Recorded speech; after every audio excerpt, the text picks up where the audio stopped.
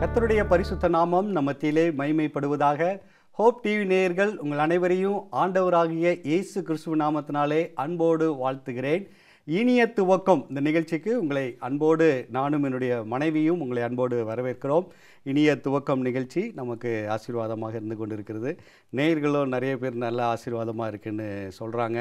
கர்த்தருக்குள் நாம் மகிழ்ச்சியாக இருக்கிறோம் இதை கேட்டு. நிச்சயமாக அந்த நிகழ்ச்சியில் நம்ம நிறைய கருத்துக்கள் படிப்பது, தியானிப்பது, ஆண்டவருடைய நாமத்தை துதிப்பது நம்முடைய ஆத்மாவுக்கு இன்பமாக இருக்கிறத நம்ம உணர்ந்துருக்கிறோம். நீங்கள் எப்படி உணர்ந்து கொள்கிறீங்க? நிகழ்ச்சி எனக்கு ரொம்ப ஆசீர்வாதமாக இருக்குது. பார்க்குற நேயர்களுக்கும் இது ஆசீர்வாதமாக இருக்குதுன்னு கர்த்தருக்குள் விசுவாசிக்கிறேன் நான். ஆமென், ஆமென். இந்த நாளின் இனிய துவக்கம் நிகழ்ச்சியை நம்ம ஒரு இனிய பாடலோடு தொடங்க போகிறோம். இந்த பாடல்லையே இனிமையை குறித்து சொல்லப்பட்டிருக்கிறது. எது ரொம்ப இனிப்பானது அப்படின்னு நீங்கள் நினைக்கிறீங்க? ஸ்வீட்டு. நம்ம சாப்பிட்ற ஸ்வீட்ஸ் எல்லாம் ரொம்ப இனிப்பாக இருக்கும் அப்படின்னு சொல்கிறீங்க. எல்லா இனிப்புகளை காட்டிலும் ஒரு இனிப்பானது என்னன்னா வேத வசனம். உணவுப் பொருளில் தேன் ரொம்ப இனிப்பானது. அந்த தேனை காட்டிலும் இனிமையானதுன்னா இயேசுவின் நாமம் அப்படின்னு சொல்லி சொல்லப்பட்டிருக்குது. அழகான ஒரு பாடல், தேனினி மயிலும் இயேசுவின் நாமம் திவ்ய மதுரமாமே அப்படின்ற பாடலை உற்சாகமாக பாடி இந்த நாளின் இனிய துவக்க நிகழ்ச்சியை தொடங்குவோமா?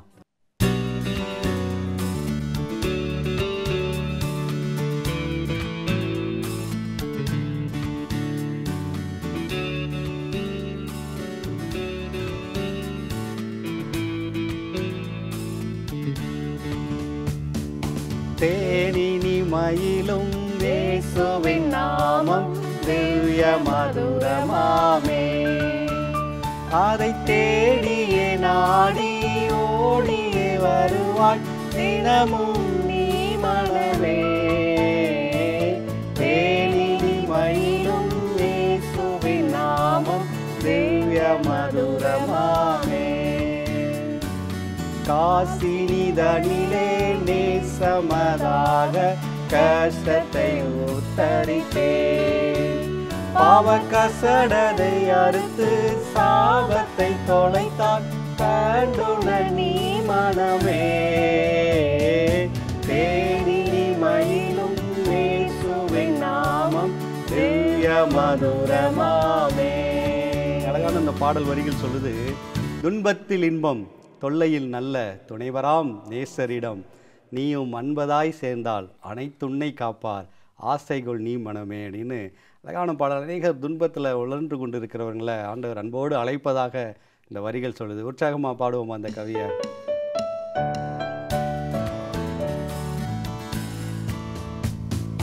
துன்பத்தில் இன்பம் தொல்லையில் நல்ல துணைவராம் நேசரிடம் நீயும் அன்பதாய் சேர்ந்தால் அனைத்துன்னை காப்பார் ஆசைகள் நீ மனமே. தேனினி மயிலும் இயேசுவின் நாமம் திவ்ய மதுரமாமே, அதை தேடியே நாடி ஓடியே வருவாய் தினமும் நீ மனமே. தேனினி மயிலும் இயேசுவின் நாமம் திவ்ய மதுரமாமே. அல்லேலூயா.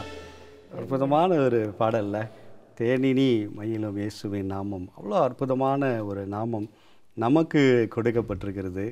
அந்த நாமத்தை ஆதியாகமம் 4வது அதிகாரம் 26வது வசனம் சொல்லுது, சேத்துக்கும் ஒரு குமாரன் பிறந்தானா, அந்த குமாரன் பிறந்ததுக்கப்புறம் அவனுக்கு ஏனோஸ் அப்படின்னு பேர் வைக்கிறாங்க. அவன் பிறக்கும்போது மனுஷர் கர்த்தருடைய நாமத்தை தொழுது கொள்ள ஆரம்பித்தார்கள் அப்படின்னு சொல்லப்பட்டிருக்குது. அந்த கர்த்தருடைய நாமத்தை அப்போ தொழுது கொள்ள ஆரம்பித்ததுலேருந்து இப்போ வரைக்கும் அந்த இனிமையான நாமத்தை நம்ம தொழுது கொண்டு இருக்கிறோம்.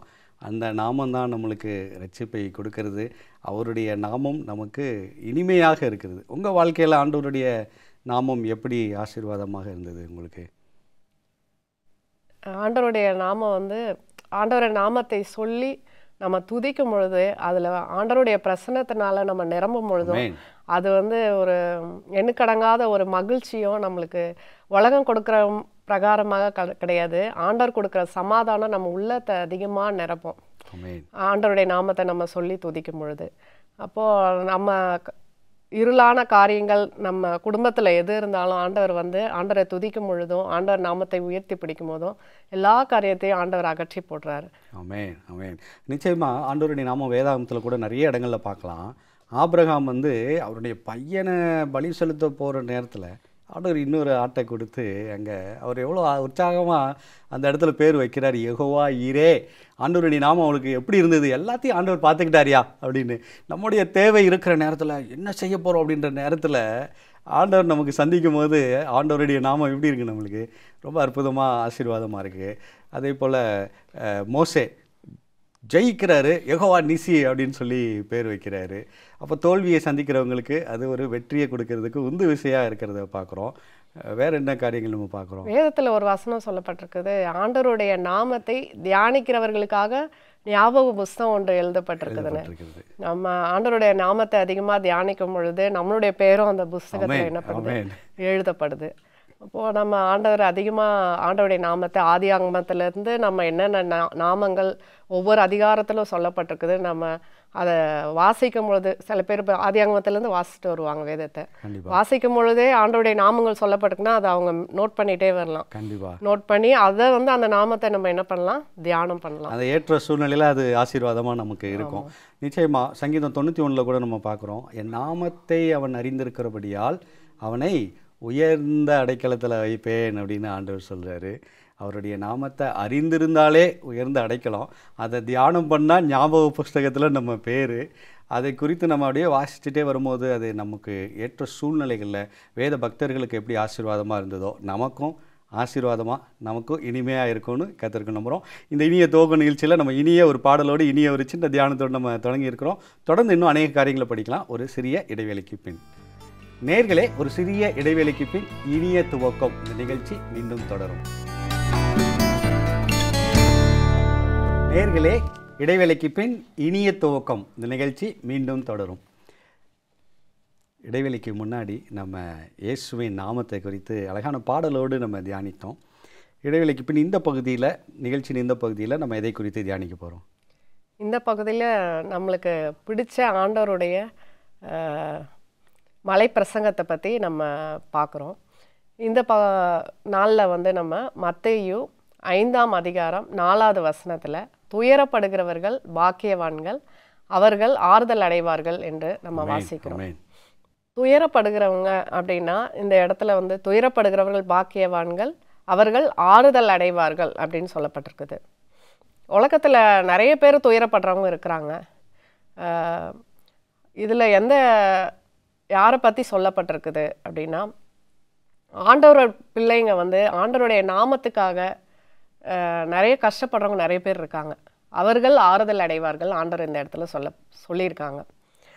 நம்ம வாசிக்கலாம் 2 கொரிந்தியர் 7ஆம் அதிகாரம் 4வது வசனத்தில் நம்ம வாசிக்கும் பொழுது, 2 கொரிந்தியர் 7:4, மிகுந்த தைரியத்தோடே உங்களுடனே பேசுகிறேன், உங்களை குறித்து மிகவும் மேன்மை பாராட்டுகிறேன், ஆறுதலால் நிறைந்திருக்கிறேன், எங்களுக்கு உண்டான சகல உபத்திரத்திலேயும் பரிபூர்ண சந்தோஷமாக இருக்கிறேன். ஆமென். பவுல் அப்போஸ்தலன் வந்து சொல்கிறாங்க, எங்களுக்கு உண்டான சகல உபத்திரவத்திலும் மிகுந்த சந்தோஷமாக இருக்கிறேன், ஆண்டவர் எங்களை ஆறுதல் பண்ணுறாரு அப்படின்னு சொல்லப்பட்டிருக்குது. ஆண்டவருடைய நாமத்துக்காக ஊழியம் செய்கிற நிறைய பேரை வந்து ஆண்டவரை அறியாதவங்க வந்து துன்பப்படுத்துகிறாங்க. அவங்க வந்து இந்த உலகத்தில் பார்த்திங்கன்னா அவங்க நிறைய கஷ்டத்தை தான் அனுபவிக்கிறாங்க, மற்றவங்களாவது தூஷிக்கப்படுறாங்க. ஆண்டவர் நாமத்தை அவங்க வந்து ஆண்டவருடைய நாமத்தையும் சுவிசேஷத்தையும் அவங்க எடுத்து செல்றதுனால மற்றவங்களாக அவங்க நிராகரிக்கப்படுறாங்க, தூஷிக்கப்படுறதையும் பார்க்கலாம். அவங்க வந்து சிறைச்சாலையில் கஷ்டப்படுறதும் நம்ம பார்க்கலாம். அவங்கெல்லாம் என்ன பண்ணுறாங்க, ஆறுதல் அடைவார்கள் அப்படின்னு சொல்லப்பட்டிருக்குது. பவுல் சொல்கிறாங்க, நான் அவ்வளோ உபத்திரவத்தில் இருந்தாலும் பரிபூர்ண சந்தோஷமாக இருக்கிறேன் அப்படின்னு சொல்கிறாங்க. நம்மளுக்கு உலக பிரகாரமாக பார்த்திங்கன்னா நிறைய பேர் ஐஸ்வர்யவான்கள் இருக்கிறாங்க, செல்வந்தர்கள் இருக்காங்க, அவங்கக்கிட்டலாம் சந்தோஷம் இருக்கா பார்த்திங்கன்னா இல்லை. ஆறுதல் இருக்கா, அவங்களுக்கு சொல்கிறதுக்கு ஒரு கஷ்டம் வந்தால் ஆறுதல் சொல்கிறதுக்கு யாராவது இருப்பாங்களா பார்த்திங்கன்னா இல்லை. அவங்க சந்தோஷமாக இருக்க டைமில் நிறைய பேர் அவங்க கூட இருப்பாங்க, சந்தோஷப்படுவாங்க, அவங்க கூட போயிட்டு நல்லா பார்ட்டி பண்ணுறது அந்த மாதிரி இருப்பாங்க. ஆனால் அதே ஐஸ்வர்யவானுக்கு ஏதாவது கஷ்டம் வந்தாலும் கஷ்டமான காலங்களில் அவங்களுக்கு ஒரு ஆறுதல் சொல்கிறதுக்கும் மனசில் அந்த சந்தோஷத்தையும் அவங்க என்ன பண்ணுறாங்க, இழந்துருக்காங்க. வேதாகமத்திலே நம்ம வாசிக்கும் பொழுது லூக்கா 6:24 வாசிங்க. லூக்கா 6:24. ஐஸ்வர்யவான்களாக்கிய உங்களுக்கு ஐயோ, உங்கள் ஆறுதலை நீங்கள் அடைந்து தீர்ந்தது. அவங்களுக்கு ஆறுதல் இல்லை, அவங்க அடைந்து தீர்ந்ததுன்னு போட்டிருக்கு. ஆனால் இந்த இடத்துல பார்த்தீங்கன்னா, துயரப்படுகிறவர்கள் பாக்கியவான்கள், அவர்கள் ஆறுதல் அடைவார்கள். ஏன்னா நம்மளை ஆறுதல் படுத்துகிறவர் யாருன்னா ஆண்டவராகிய இயேசு கிறிஸ்து நம்மளை ஆறுதல் படுத்துறாங்க. அப்போ நம்ம துயரப்பட்டாலும் நம்ம என்ன பண்றோம்? சந்தோஷமா இருக்கிறோம். கர்த்தருக்குள் நம்ம உபத்திரப்பட்டாலும் என்ன பண்றோம்? ஆறுதல் அடைந்திருக்கிறோம். அந்த ஆறுதல் படுத்துகிற தேவன் நம்மளை என்ன பண்றாங்க? ஆறுதல் படுத்துறாங்க. நம்ம வசனம் வாசிக்கும் பொழுது அதே 2 கொரிந்தியர் 7:6. 2 கொரிந்தியர் 7:6. சிறுமைப்பட்டவர்களுக்கு ஆறுதல் செய்கிற தேவன். ஆமென். நம்ம தான் ஆண்டவருடைய நாமத்தை பற்றி இப்போ பார்த்தோம். சிறுமைப்பட்டவர்களுக்கு ஆறுதல் செய்கிற தேவன் அப்படின்னு ஆண்டவருக்கு ஒரு பேர். சிறுமைப்பட்டவர்களுக்கு ஆண்டவரே ஆறுதல் செய்கிறாங்க. அதே லூக்கா 6:22 நீங்கள் வாசிங்க. வாசிக்கும் பொழுது 6:22. மனுஷகுமார நிமித்தமாக ஜனங்கள் உங்களை பகைத்து உங்களை புறம்பாக்கி உங்களை நிந்தித்து உங்கள் நாமத்தை பொல்லாததென்று தள்ளிவிடும் போது நீங்கள் பாக்கியவான்களாக இருப்பீர்கள். மனுஷகுமாரன் நிமித்தமாக நம்மளை தள்ளிவிட்டு இப்போ ஆண்டவருடைய நாமத்தை ஏற்றுக்கொண்டதுனால நிறைய பேர் அவங்க குடும்பத்தை விட்டு என்ன பண்ணுறாங்க? வெளியேற்றப்படுறாங்க.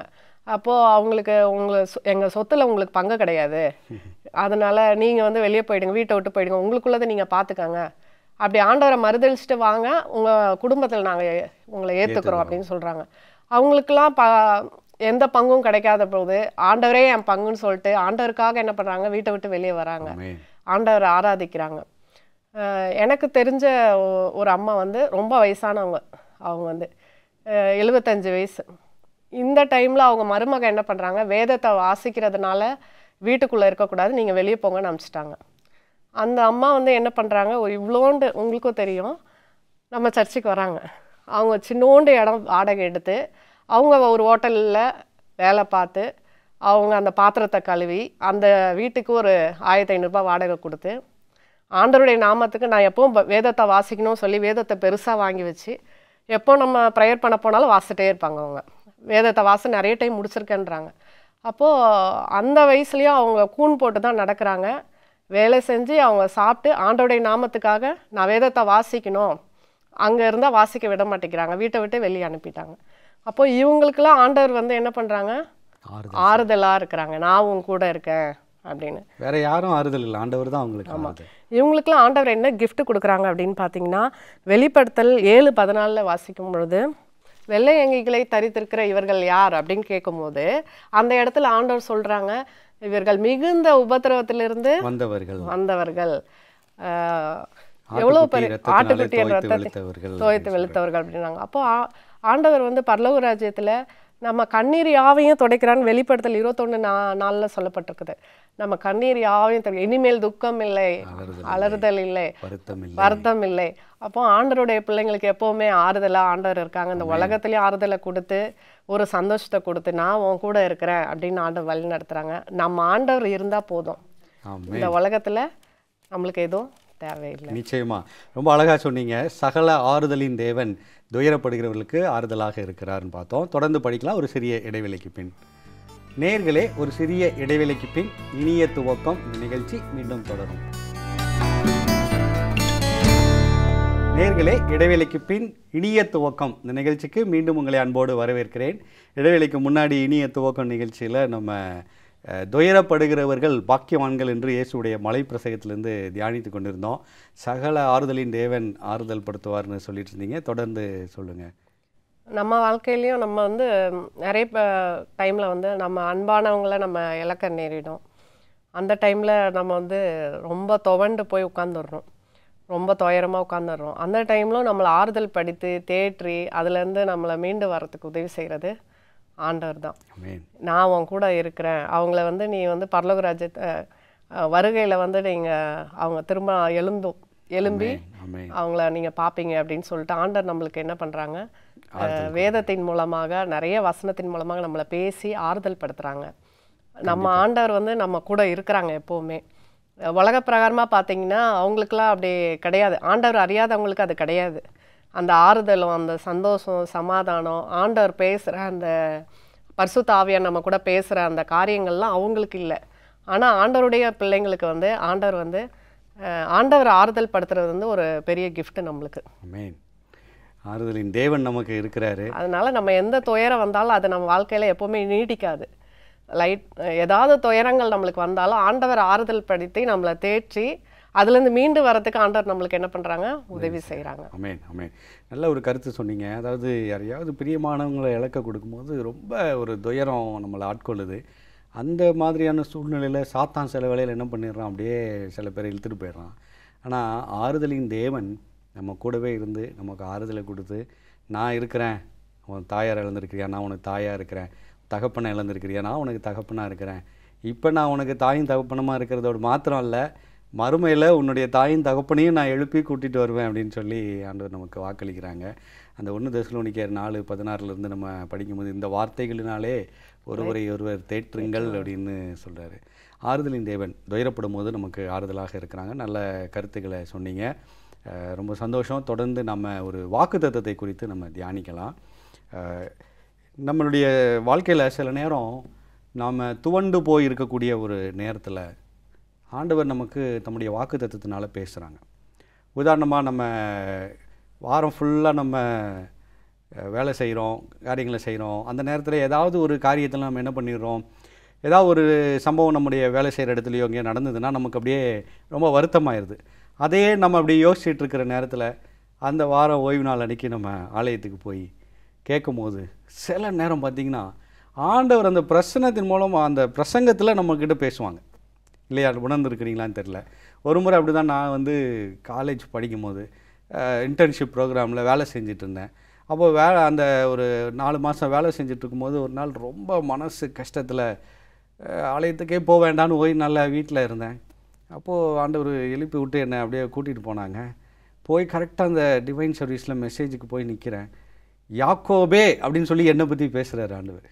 இஸ்ரவேலே யாக்கோபே, நான் உன்னை தெரிந்து கொண்டேன், நீ என் தாசன்னு ஆண்டவர் அங்கே அப்படியே பேசுகிறத நான் உணர்ந்தேன். அப்படி நிறைய பிரசங்கங்கள் நம்ம கேட்டிருப்போம்.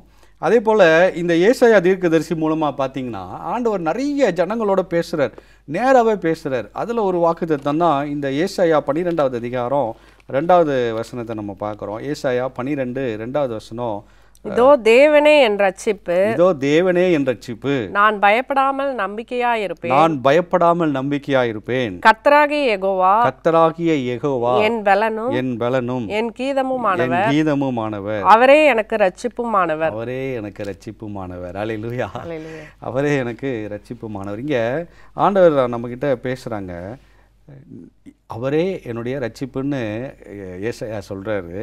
அதே போல் நான் அவர் மேலே எப்படி இருப்பேன், நம்பிக்கையாக இருப்பேன். எப்படி நம்பிக்கையாக இருப்பேன் அங்கே சொல்கிறாரு, பயப்படாமல், எதை குறித்தும் பயப்படாமல், யாரை குறித்தும் நான் பயப்படாமல் யார் மேலே நம்பிக்கையாக இருப்பேன், அவர் மேலே, இயேசு மேலே நம்பிக்கையாக இருப்பேன் அப்படின்னு சொல்கிறாங்க. யெகோவா என் பலன், யெகோவா என் பலன், அவர் என் கீதமுமானவர் அப்படின்னு சொல்லி அங்கே சொல்கிறாரு. அவரே எனக்கு ரட்சிப்புமானவர் அப்படின்னு சொல்கிறாரு. இங்கே ஏசாயா தீர்க்கதரிசி மூலமாக நம்மக்கிட்ட ஆண்டவர் பேசுகிறாரு. நான் தான் உனக்கு ரட்சிப்பு, நான் தான் உனக்கு பலன், நான் தான் உனக்கு நம்பிக்கை, நான் தான் உனக்கு உன் பாட்டு, உன் சந்தோஷம் எல்லாமே நான் தான் அப்படின்னு ஆண்டவர் சொல்கிறாங்க. சில நேரத்தில் மனுஷங்களை நம்பி நம்ம ஏமாந்து போயிடுறோம். சில அனுபவங்கள், நம்ம கசப்பான அனுபவங்கள் நமக்கு மனுஷங்க மேலே ஒரு விரக்தியை கொடுத்துருது. சில நேரம் நம்ம கடவுள் மேலேயே ஒரு சில விரக்தியில் நம்ம போயிடுறோம். ஆண்டவர் ஏன் எனக்கு இதை கொடுக்கல, அதை கொடுக்கல அப்படின்னு சொல்லிட்டு. ஆனால் ஆண்டவர் அங்கே என்ன சொல்கிறாரு, நான் தான் உன் ரட்சிப்பு, உன் நம்பிக்கை, உன்னுடைய பலன், உன்னுடைய கீதம், உன்னுடைய ரட்சிப்பு நான் தான். ரட்சிப்புன்னு ஆரம்பித்து ரட்சிப்புலேயே இந்த வாக்குத்தத்தத்தை முடிக்கிறத பார்க்குறோம். அவர் தான் நமக்கு எல்லாமே இருக்கிறார். ஒரு அழகான பாடல் சொல்லுது, அவரே எனக்கு எல்லாம் அப்படின்னு சொல்லி, எல்லாம் இயேசுவே, எனக்கு எல்லாம் இயேசுவே அப்படின்னு சொல்லி நம்ம பாடுறோம். எல்லாமே அவர் தாங்கும் போது நம்ம வாழ்க்கையில் நடக்கக்கூடிய எல்லா அனுபவங்களும் அவர் அனுமதிக்கிறார். யோபுக்கு நிறைய காரியங்கள் ஆண்டவர் அனுமதிச்சார். கடைசியில் அவருடைய வாழ்க்கை எப்படி மாறிச்சு, டபுள் மடங்கு ஆசீர்வாதமாக மாறினதை பார்க்குறோம். அதனால் யெகோவா நம்முடைய பலனாக இருக்க வேண்டும். சோர்வான நேரத்துலையும் யெகோவா நம்முடைய பலனாக இருக்க வேண்டும். அதே போல் அவர் நமக்கு நம்பிக்கை. எந்த சூழ்நிலை குறித்தும் பயப்படக்கூடாது. எந்த ஒரு யாரை குறித்தும் நம்ம பயப்பட வேண்டிய அவசியம் இல்லை. அவர் மேலே நம்ம நம்பிக்கையாக இருக்கும் பொழுது அவர் நம்மளை அற்புதமாக அதிசயமாக நடத்துவார். நமக்கு பலனாக இருந்து கீதமாக இருந்து ரட்சிப்பாக இருந்து நம்மை நடத்துவார் அப்படின்னு பார்க்குறோம். இந்த ஏசாயா பேசும்போது எவ்வளோ பேர் கேட்டிருப்பாங்க, எவ்வளோ பேர் அங்கே அந்த ஒரு சூழ்நிலையில் இருக்கக்கூடிய சூழ்நிலையை மறந்து அவர் இருக்கார் எனக்கு ரட்சிப்பா, அவர் இருக்கிறார் எனக்கு கீதமான்னு சொல்லி பாடிட்டு போயிருப்பாங்க. அதே போல் இன்றைக்கு இதை பார்த்து கொண்டு இருக்கிற நேயர் எந்த ஒரு சூழ்நிலையில் இருந்தாலும், வேலை இடத்துலையோ அல்லது வீட்லேயோ எந்த ஒரு பிரச்சனையில் போராட்டத்தில் இருந்தாலும் கூட ஆண்டவர் சொல்கிறார், நான் உனக்கு நம்பிக்கை, நான் உனக்கு ரட்சிப்பு, இதிலிருந்து உன்னை நான் விடுதலையாக்குவேன், ரட்சிப்பை கொடுப்பேன், இதிலிருந்து நான் உன்னை கொண்டு போய் மீண்டு வருவதற்கு பலன் கொடுப்பேன், அதை நீ சந்தோஷமாக பாட்டு பாடி என்னை உற்சாகப்படுத்துவேன், நான் உன் கீதமாக நான் இருப்பேன் அப்படின்னு ஆண்டவர் வாக்களிக்கிறத பார்க்குறோம். இந்த வாக்குத்தத்தம் நமக்கும் இதை பார்த்து கொண்டு இருக்கிற நேயர்களுக்கும் ஆசீர்வாதமாக இருக்கட்டும். நம்ம ஒரு ஜெபம் பண்ணுவோமா? எங்கள் அன்புள்ள ஆண்டவரே, அருமையான இந்த நிகழ்ச்சிக்காக நன்றி செலுத்துகிறோம். இந்த நிகழ்ச்சியின் வாயிலாக துயரப்படுகிற அநேகரை பார்த்து நான் உனக்கு ஆறுதலாக இருக்கிறேன்னு நீங்கள் பேசியிருக்கிறீங்க. உங்கள் நாமம் எங்களுக்கு இனிமையாக இருந்திருக்கிறது. எல்லாவற்றை காட்டிலும் நீங்கள் எங்கள் பலனாக, எங்கள் கீதமாக, எங்கள் நம்பிக்கையாக நீர் இருப்பதற்காக நன்றி செலுத்துகிறோம். இதை பார்த்து கொண்டிருக்கிற ஒவ்வொருவருடைய இருதயத்திலும் நீர் நம்பிக்கையாக, பலனாக, கீதமாக இருக்கும்படியாய், ரட்சிப்பாக இருக்கும்படியாய் ஜெபிக்கிறோம். ஆசீர்வதிங்க. இயேசுவின் மூலம் ஜெபிக்கிறோம் நல்ல பிதாவே, ஆமென். ஆமென். அழகான நிகழ்ச்சி, அழகான பாடலோடு துவங்கிய இந்த நாளின் நிகழ்ச்சி ரொம்ப ஆசீர்வாதமாக இருந்தது. உங்களுக்கும் ஆசீர்வாதமாக இருந்திருக்கும் நான் கர்த்தருக்குள் நம்புகிறேன். நேயர்களே, இந்த நாளின் இனிய துவக்கம் நிகழ்ச்சி உங்களுக்கு ஆசீர்வாதமாக இருந்திருக்கும் என்று கர்த்தருக்குள் நம்புகிறோம். மீண்டும் மற்றொரு இனிய துவக்கம் நிகழ்ச்சியில் உங்களை சந்திக்கிறோம். அதுவரை தேவன் உங்களை ஆசீர்வதிப்பாராக. ஆமென்.